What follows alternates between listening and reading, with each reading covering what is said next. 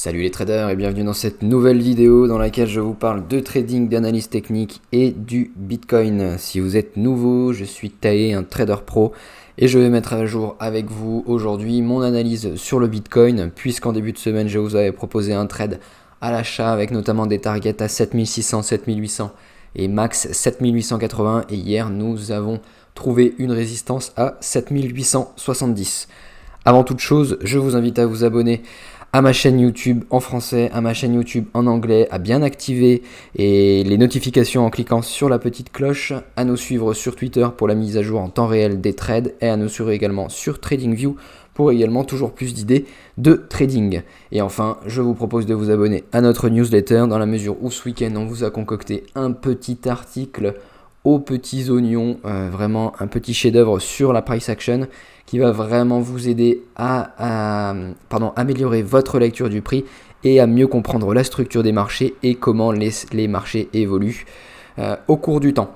Allez, je vous propose qu'on rentre dans le vif du sujet et qu'on s'en remette à notre ami le Bitcoin. Allez, comme je vous le dis toujours en début de vidéo, on attaque toujours par une analyse top-down, c'est-à-dire qu'on commence par le mensuel et ensuite on descend dans les unités de temps sur le weekly, le daily, le 4 heures et le 1 heure. C'est parti donc pour le mensuel.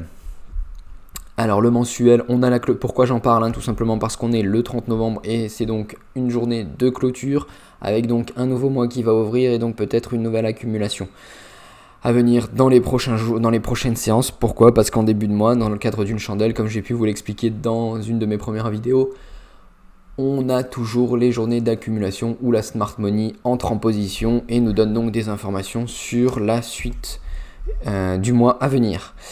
Alors qu'est-ce qu'on voit ? On a malheureusement en mensuel une clôture certainement en dessous de 8300 ici. Le level des 8300 que j'ai marqué ici. Pourquoi j'ai marqué ce niveau ? Car c'est un niveau tout simplement de résistance. Donc pas grand chose pour l'instant, je préfère qu'on attende la clôture vraiment qu'elle ait lieu et qu'on réanalyse cette unité de temps juste après. Néanmoins, à noter qu'on clôture en dessous, toutefois au-dessus certainement de ce support ici. Ce qui serait somme toute une bonne nouvelle. Somme toute une bonne nouvelle, j'insiste là-dessus. Pourquoi ? Parce qu'en mensuel, le support tiendrait. Le support tiendrait, ce qui serait pas mal pour terminer l'année, sachant que décembre, historiquement, est un mois extrêmement bullish sur le Bitcoin. On se rappelle notamment du climax de 2017 avec un prix qui avait fait à peu près 6 000 à 20 000 $. On se rappelle de l'énorme rebond également qu'on avait vu l'an dernier. Alors en termes d'amplitude, bien entendu, on n'était pas sur des mouvements de l'ordre de 200-300%, mais on était sur un mouvement qui avait ramené le prix de 3 300 $ à peu près à 4 000-4 500 $. Donc c'était quand même un mouvement d'amplitude forte après un très gros mouvement baissier. Donc à quoi s'attendre pour le mois de décembre ? On le saura après les premières séances. Je switch sur le weekly. Alors le weekly, je vous avais parlé d'une résistance qu'on ne pouvait ignorer ici à 7880, c'est ce que je vous avais dit. Néanmoins, c'est une petite coquille puisque le niveau était à 7860. Comme vous le voyez, le niveau d'ouverture de cette chandelle est situé à 7861 $. Donc c'est une target qui a été parfaitement touchée hier. Alors qu'est-ce que ça veut dire ? En principe, quand on est dans une tendance baissière, et j'ai bien dit baissière, on casse les supports et on les reteste ensuite comme résistance. C'est exactement ce qu'on vient de faire. Est-ce que pour l'instant il faut s'alarmer ? Non. Pourquoi ? Parce que la clôture hebdo aura lieu demain et surtout on a quand même assisté à un mouvement de 17% qui laisse plutôt présager non pas une grosse downtrend comme on a pu le lire sur les réseaux sociaux avec un Bitcoin qui retournerait à 1000 $, mais plutôt quand même un range dans la zone des 6800, on va dire 7800, 8300 à suivre. Switchons sur le daily. Alors le daily, je vais juste masquer ce canal parce que c'est un canal sur l'unité de temps 4 heures. Alors le daily, intéressant, le premier niveau de grosse résistance est à 8500 sur le daily, je parle bien, le prix a heurté les résistances qu'on avait envisagées dans nos dernières vidéos. Rien non plus de trop intéressant sur cette unité de temps, est-ce qu'on va être amené dans les prochaines séances à redescendre et retaguer un petit peu ce niveau des 7500 de résistance qui ont fait résistance en support, pardon.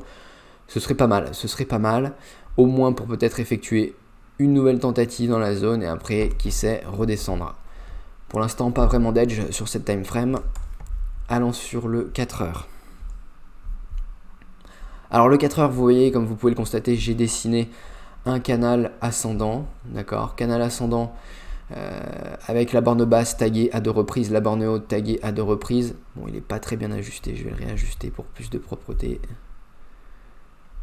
et de précision. Allez, on va carrément le refaire ensemble.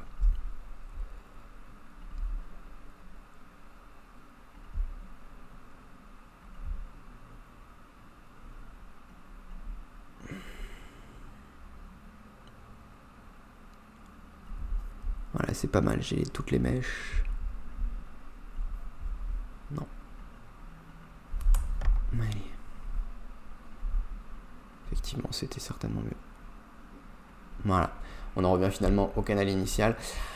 Alors, qu'est-ce que je peux vous dire? Comme vous le voyez, on a heurté donc la borne haute du canal à 2 reprises. Cette fois, on ne parvient pas à heurter la borne haute. On se prend la résistance hebdomadaire en pleine face. Alors, est-ce que j'ai des éléments pertinents à vous transmettre ici? Alors, idéalement, ce qu'on aimerait voir, c'est un retest des 6600 pour ensuite envisager une nouvelle tentative sur la résistance hebdo si ce mouvement haussier est amené à perdurer. Et après, on aurait une target haute qui toucherait donc le canal haussier, la borne haute pardon, du canal et se heurterait à la résistance dans cette zone. Alors pourquoi vous me dites, je vous vois déjà venir, pourquoi je marque ce niveau de résistance de la sorte? Eh bien, comme j'ai pu vous l'expliquer dans ma vidéo précédente, ici c'est une zone dans laquelle il y a de la liquidité bearish. Pourquoi? Je m'explique. Chaque chandelle vous raconte une histoire. Les boules ont tenté de faire monter le prix à plusieurs reprises dans la zone. Malheureusement, ils ont systématiquement été rejetés. Leur dernière tentative se situe à peu près à 8110$. Et les bears ont fait preuve d'une vraie force puisqu'ils ont retourné la chandelle et initié un mouvement. Donc comme j'ai pu vous l'indiquer, quand on est un gros poisson, on a souvent tendance à rentrer sur les marchés de façon incrémentée et à laisser tout simplement les ordres dans le carnet. Si bien que si ici on avait assisté à un mouvement baissier, vraiment aux prémices d'un mouvement baissier d'amplitude, d'envergure, on peut penser qu'ici il y aura de la résistance parce qu'il y a encore des ordres à la vente chez les vendeurs. Donc ça c'est dans l'hypothèse d'un plan bullish.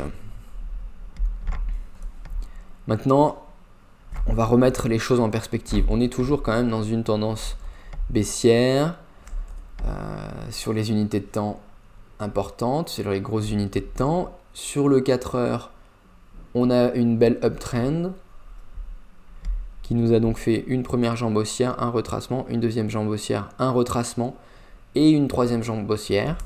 Donc en principe, sans partir dans l'héliotisme, parce que je n'aime pas ça, puisque cela suppose de compter les vagues, de faire des projections de Fibonacci un peu à tout va, anticiper le momentum, etc. Moi je n'aime pas anticiper, ce que j'aime c'est constater sur mon graphique et faire un plan, donc pour participer, pas d'anticipation mais que de la participation en réaction à ce que mon graphique me donne. Eh bien, ça laisserait entendre que ce mouvement sur le 4 heures est quand même plutôt sur la fin, ce qui matcherait bien notre plan initial. Et donc, on pourrait envisager potentiellement un retest ici et un nouveau rejet sur la résistance hebdomadaire, avec cette fois du coup un retracement important qui pourrait donc venir taguer à minima la borne basse du canal. Et donc, ce niveau de support, on va le tracer ensemble. Pourquoi marquer ce niveau de support? Eh bien, toujours pour la même raison. Les bears, c'est le retracement dont je vous avais fait part sur TradingView qui avait eu lieu aux alentours de 23h. Ce retracement, du coup, qu'est-ce qui se passe psychologiquement? Comme je vous l'ai dit, le prix vous raconte une histoire. Vous devez vous raconter l'histoire du prix pour bien comprendre l'évolution des cours. C'est comme un match de foot. D'accord, c'est pas parce que vous rentrez à la mi-temps en gagnant 1 ou 2-0, si à la fin du match vous perdez 3 ou 4-2, qui repart à la maison les plus contents? Les supporters de l'équipe qui ont gagné la première mi-temps ou les supporters qui ont gagné le match? Eh bien entendu, les supporters qui ont gagné le match. Et donc, qu'est-ce qu'on voit dans cette chandelle? On a les bears qui ont trouvé ici, les boules qui ont trouvé ici de la résistance, grosse poussée des bears, mais ici magnifique support. Des bears, énorme achat. Donc on tourne la zone pas exactement, pas au dollar près, mais ça veut dire quand même qu'il y avait de gros acheteurs sur cette zone de support. Et donc psychologiquement, comme je vous l'ai indiqué, on peut penser qu'ici il y aura des ordres à l'achat et donc du support. Donc on peut dire que la borne basse, potentiellement du support, cette résistance daily pourrait peut-être tourner support, et au moins nous maintenir dans la zone un petit peu plus longtemps pour effectuer une nouvelle tentative dans le cadre d'un plan haussier. C'est le week-end. Hier, on a eu la clôture du futur CME. Le week-end, je ne sais pas si vous suivez régulièrement le Bitcoin comme moi, mais le week-end, c'est quand même synonyme de piège et de très peu de volume sur les marchés. Donc moi, pour ma part, le week-end, c'est du temps en famille, avec mes amis principalement. Je regarde mes graphiques, mais quand même de très loin. Je ne suis pas là à monitorer toute la journée. Je mets en place mes alertes et je me laisse guider. Le futur CME a clôturé hier, c'est donc une étape importante. Et on voit que le mouvement a été initié. Donc la clôture a eu lieu, je crois, vers 18 ou 20 heures, je ne sais plus, heure française précisément. On voit que le mouvement a été initié en début d'après-midi. Clôture le soir, 17-18 heures. Bon, rien de particulier à vous dire sur le futur CME pour l'instant. Sur le 1 heure, qu'est-ce que je vois? Alors sur le 1 heure, la zone 1 heure de résistance, toujours la même. Si vous reprenez la vidéo précédente, je vous avais expliqué la logique. Pourquoi les 7880? Pourquoi les 7860? Cette zone, eh bien 7880, c'était le haut, d'accord, de la chandelle. Hop là, de la chandelle 1 heure. Donc la dernière tentative de pousser des boules avant la downtrend. Donc j'avais marqué ce niveau, on ne l'a pas touché, ça signifie bien qu'il y a quand même des ordres et il y a du gros vendeur dans la zone. Ce que je voulais faire, c'était réduire pour plus de clarté la taille de ma ligne. Voilà, navré. C'est le matin, il est tôt et j'ai un peu de mal. Voilà, donc idéalement, ce qu'on aimerait voir, ce serait une cassure, tourner le support et aller targeter, tourner la résistance en support et aller targeter donc la zone H1 des 8080 qui correspond pas mal à notre zone H4 des 8100. D'accord, donc ce qui nous ferait une double convergence, 2 unités de temps dans la même zone. Restons quand même lucides, on est sur une résistance hebdo, c'est quand même du gros niveau. Est-ce qu'une tendance H4 aura assez de peps pour y aller? C'est pas sûr. Auquel cas, si on y va, c'est quand même une très bonne nouvelle pour les boules et pour le Bitcoin à moyen terme. Alors, je vais également, du coup, pour revenir sur les idées antérieures dont je vous ai fait part, je vous avais indiqué qu'ici se trouvaient des stops. D'accord, et qu'on pourrait potentiellement avoir un rejet parce que la smart money et les gros poissons aiment les zones de stop dans la mesure où elles constituent dans le cadre d'une downtrend, des zones où il y a des stops à l'achat, donc des market buy qui sont déclenchés et la smart money, la big money se met en face et déclenche de grosses ventes. Pourquoi je vous ai mis à jour l'idée sur TradingView en indiquant que j'excluais du coup le stop run? Pour la simple et bonne raison que lorsqu'on a un stop run, le prix est incapable, je dis bien incapable de clôturer au-dessus. D'accord? Quand vous avez un stop run, comment ça fonctionne? Eh bien, vous avez, d'ailleurs ça c'est un stop run, vous avez une belle chandelle de rejection. Alors pourquoi je vous dis que c'était un stop run? Ici, si vous avez des shorters qui sont rentrés, ils avaient leur stop dans la zone. D'accord? Toute la liquidité, tous les stops qui étaient là ont été déclenchés dans le cadre de cette mèche. Et cette mèche a été vendue, donc sur la résistance hebdo d'ailleurs, a été vendue très très fortement. Elle a été vendue très fortement et derrière, comme vous le voyez, comme on a une prise de liquidité importante dans la zone, on initie un mouvement d'amplitude. Même chose ici, d'accord? Alors là, c'est des exemples à très court terme puisqu'on est à 2h du matin et 9h du matin, donc à 7 heures d'intervalle. Là, vous avez certainement des acheteurs qui ont acheté ce niveau du weekly open immédiatement. D'accord ? Pourquoi il y a eu une belle réaction ? On se dit donc que certains bulls sont rentrés dans la zone. Malheureusement pour eux, on assiste à une nouvelle poussée bearish et un gros rachat. Qu'est-ce que je peux vous dire sur cette chandelle ? Cette chandelle, ça s'appelle un marteau. Un marteau. Alors racontez-vous l'histoire. Pardon. Je vais revenir là-dessus. Racontez-vous l'histoire du marteau. Qu'est-ce qui se passe dans cette chandelle psychologiquement ? D'accord ? Et pourquoi derrière on initie un mouvement bullish ? Alors c'est du 1 heure. Hein. C'est du 1 heure. On était dans une tendance baissière daily très très avérée, très très affirmée. C'est difficile de retourner une chandelle, une tendance baissière affirmée sur le 1 heure. Donc psychologiquement, qu'est-ce que le marteau vous raconte ? Eh bien, vous avez en début de séance, on va dire en première mi-temps du match, des bears qui sont forts, qui arrivent à pousser le prix vers le bas. D'accord ? Voilà. On pousse le prix vers le bas dans un premier temps, mais à la mi-temps, pour l'exemple et l'analogie pour que vous entendiez bien ce dont on parle, à la mi-temps, le discours de l'entraîneur est parfait, il déclenche des émotions chez les joueurs, une belle réaction psychologique, et les acheteurs entrent sur le terrain en seconde mi-temps, déterminés à bien retourner les choses, renverser la situation, et on a donc un énorme rachat, si bien que la chandelle clôture avec un corps tout petit, tout en haut de la bougie avec une mèche haute très basse. Donc psychologiquement, qu'est-ce qui se passe ? Des acheteurs très forts, des vendeurs très forts dans un premier temps, mais qui malheureusement se font corriger. Renversement de situation. Quel est donc l'impact d'un renversement de situation ? À la fin du match, les supporters les plus heureux sont bien entendu ceux qui ont gagné le match. Et c'était à la clôture de la chandelle les bulls. Donc derrière, un petit mouvement haussier.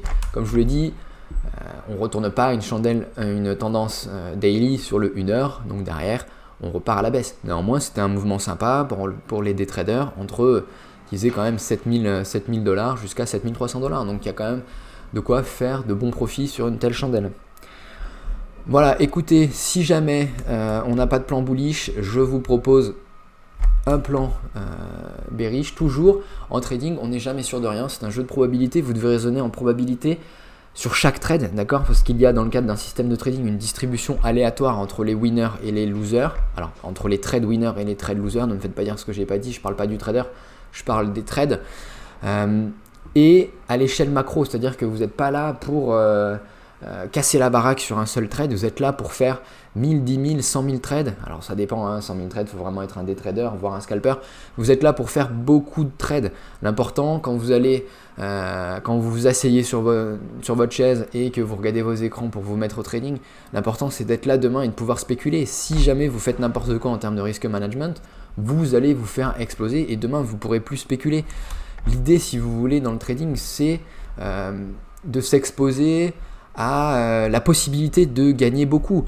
Donc il y a un adage que j'aime beaucoup, c'est perdre comme un pauvre et gagner comme un riche. Donc ce que vous voulez, c'est toujours perdre comme un pauvre, c'est-à-dire perdre 1-2% de votre capital. Donc dans le cadre d'un risk management très strict, il n'y a pas de all-in. Si vous faites un all-in, d'accord, vous le faites au spot avec un stop managé, et si on clôture en dessous de votre niveau, vous prenez votre perte.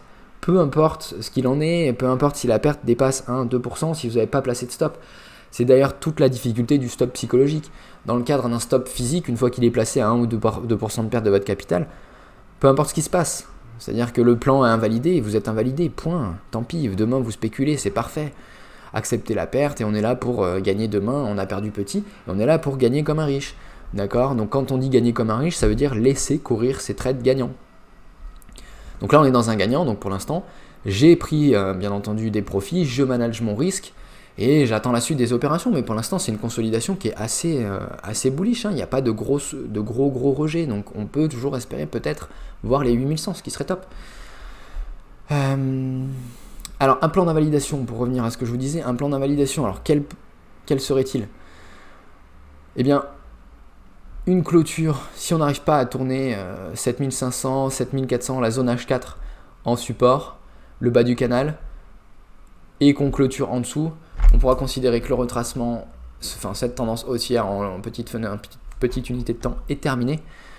Et donc il faudra regarder des plans à la vente. Donc comment on fait, d'accord ? Tout le billet du blog qui aura lieu cette semaine et qui sera publié dans le week-end est à propos de la structure du prix et de la price action. C'est vraiment un outil très important à intégrer puisque Il n'y a pas de magie dans les indicateurs, même si je vous ai parlé de l'ADX et que ça a eu beaucoup de succès, et je vous en remercie, je suis vraiment honoré de voir tout ça, et je suis toujours sur le tuto, ça prend un peu plus de temps que prévu, mais j'espère finir rapidement pour vous le transmettre. Il n'y a pas de potion magique, d'accord? Il n'y a vraiment pas de potion magique. La potion magique, c'est le Saint Graal, c'est la psychologie du trader qui est là, à prendre sa perte, toujours une petite perte, à réagir positivement, pas émettre de regrets, analyser son trade, l'erreur, et repartir, rebondir, toujours.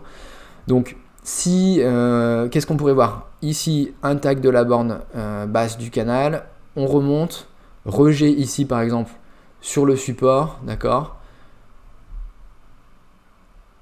Cassure du canal, et après retour dans la zone des 7400. Donc qu'est-ce qui pourrait nous indiquer que le canal va casser? C'est tout simplement si on commence à faire sur le H4 des lower high, d'accord? Donc pour vous donner l'exemple,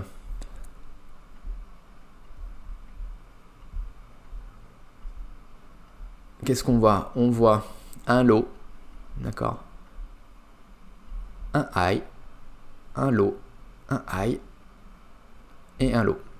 Ce low, c'est un higher low ici par rapport à celui-là, d'accord? Là, alors c'est un higher high, pas sur clôture d'accord? Donc c'était un rejet sur résistance. Donc pour l'instant, il n'y avait pas de tendance haussière établie. À partir de là, on pouvait se dire qu'on allait partir en tendance haussière. C'est exactement ce que je vous ai dit sur TradingView. Cassure de la zone de résistance, uptrend. Pourquoi? Higher high. Ici, clôture H4 au-dessus des 7600. Ça reste quand même bullish, hein, ça reste bullish pour moi. Hein. Mais bon, le plan d'invalidation, quel serait-il? On vient clôturer, on fait un lower high ici, voilà, dans la zone. Et donc on aurait un lower high par rapport à celui-là, un higher high et un lower high.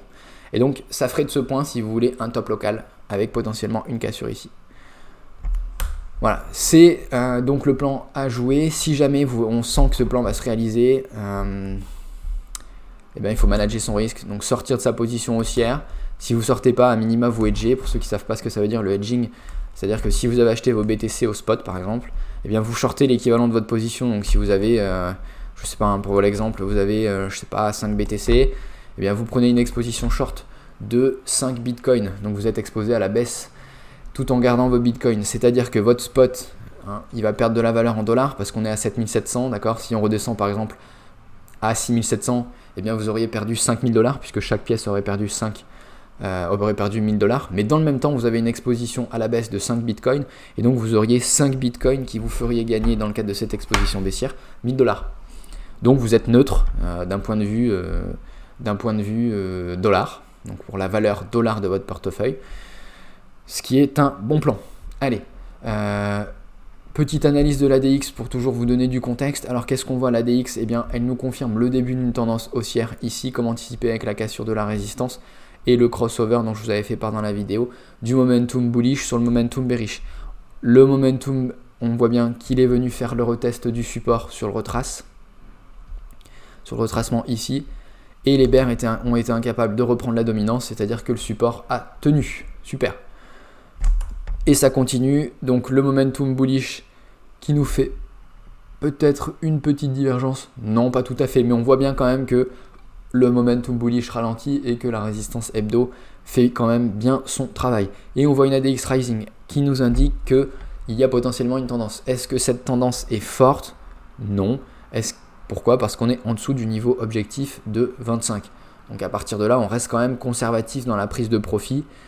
Certes, on laisse courir, mais on doit toujours garder à l'esprit qu'on est dans une tendance macro baissière pour l'instant, d'accord, qui s'invalide très certainement, donc qui va potentiellement ranger, mais qui est toujours là, donc il y a toujours du vendeur, d'accord.